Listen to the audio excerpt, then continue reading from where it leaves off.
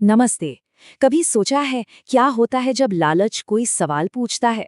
चलिए आज एक ऐसी ही कहानी को समझते हैं जो शुरू तो एक सवाल से होती है पर हमें धन, ईमानदारी और किस्मत के असली मतलब तक ले जाती है। देखिए, हमारी कहानी की शुरुआत किसी इंसान से नहीं बल्कि एक गिद्ध के इसी लालच भरे सवाल से होती है। और जानते हैं इस सवाल का जवाब क्या था? एक कहानी, एक ऐसी कहानी जो असल में हम सबके लिए है। तो बस यहीं से शुरू होता है वो किस्सा जिसमें एक बहुत बड़ा सबक छिपा है। तो कहानी के मुख्य पात्र हैं गोविंद। एक वक्त था जब सब कुछ ठीक था, एक हंसता खेलता किसान था।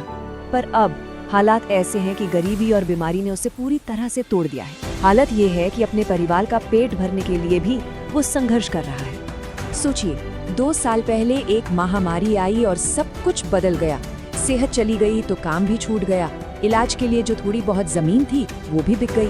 और आज हालत ये है कि घर में पत्नी और 2 बच्चों के लिए खाने का एक दाना तक नहीं है। अब ऐसे में कोई क्या करे जब सारे रास्ते बंद हो जाते हैं तो गोविंद को घर में एक पुरानी रस्सी दिखती है। बस वही उसकी आखिरी उम्मीद थी कि शायद इसे बेचकर बच्चों के लिए रोटी का इंतजाम हो जाए। और पता है, दिन भर भटकने के बाद उसे उस रस्सी के बदले में मिलते हैं पूरे 15 आने। अब 15 आने आज कुछ भी नहीं लगते, लेकिन उस वक्त उस भूखे परिवार के लिए ये किसी खजाने से कम नहीं थे। लेकिन कहानी में एक मोड़ आता है।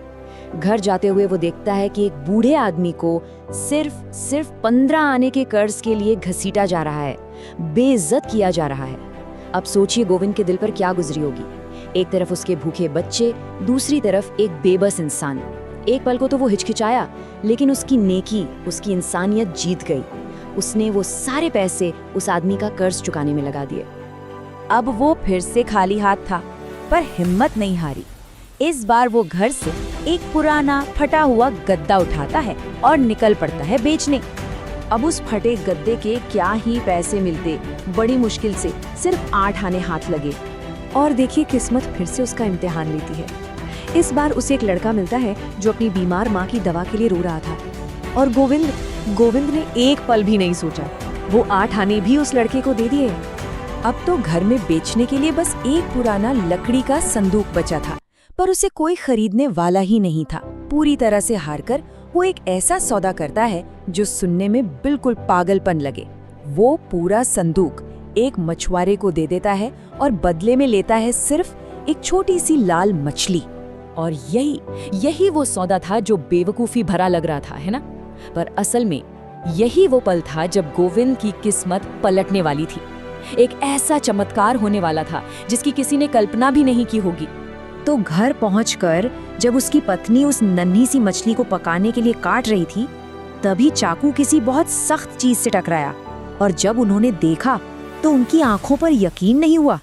मछली के पेट में था एक बहुत बड़ा बेशकीमती मोती, बिल्कुल चांद की तरह चमकता हुआ। शायद ये ऊपर वाले का दिया इनाम था, उसकी नेकी का, उसकी ईमानदारी का। और बस उस एक मोती ने सब कुछ बदल दिया। रातों रात उनकी जिंदगी पलट गई। गरीबी, बीमारी, भूख सब खत्म। गोविंद की सेहत भी लौट आई और अब उसका परिवार वो हर सुख देख रहा था जिसके बारे में वो सिर्फ सोच ही सकते थे।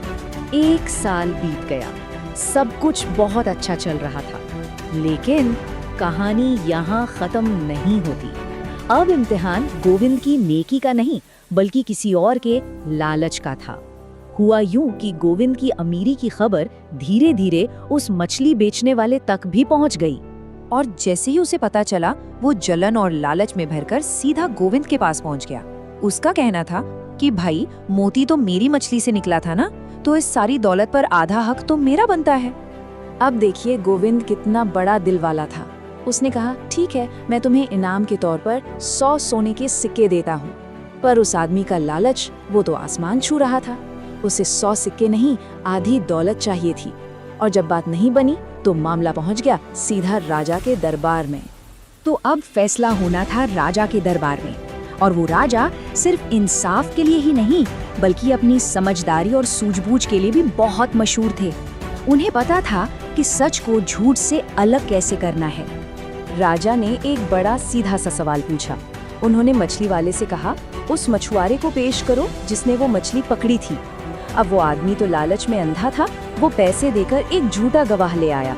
राजा ने बड़ी चालाकी से उस गवाह से पूछा, अच्छा तो बताओ मछली का रंग क्या था? और गवाह ने झट से बोल दिया, सुनहरी। बस यहीं वो फंस गया, क्योंकि असली मछली तो लाल थी। एक ही सवाल में राजा ने दूध का दूध और पानी का पानी कर दिया। इसके बाद तो फैसला साफ था। राजा ने मछली बेचने वाले से कहा, तुम्हारे लालच ने तुम्हें बेईमान बना दिया, लेकिन गोविंद का किरदार शीशे की तरह साफ है। उन्होंने गोविंद की ईमानदारी की बहुत तारीफ की और उस लालची आदमी को खूब फटकार लगाई। लेकिन सुनिए, कहानी का असली क्लाइमैक्स तो अब आया। राजा ने गोविंद से कहा, बताओ इस झूठे को क्या सजा दी जाए? और गोविंद ने जो किया वो हैरान करने वाला था। उसने न सिर्फ उस आदमी को माफ कर दिया, बल्कि उसे वो 100 सोने के सिक्के भी दे दिए जो उसने पहले देने का वादा किया था। सोचिए, इसे कहते हैं असली बड़प्पन।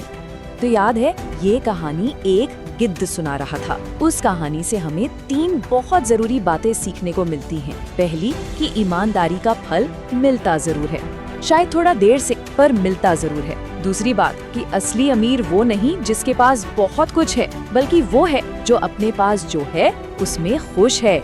मतलब संतोष ही सबसे बड़ा धन है। और तीसरी और सबसे जरूरी बात, लालच का रास्ता हमेशा तबाही की ओर ही जाता है।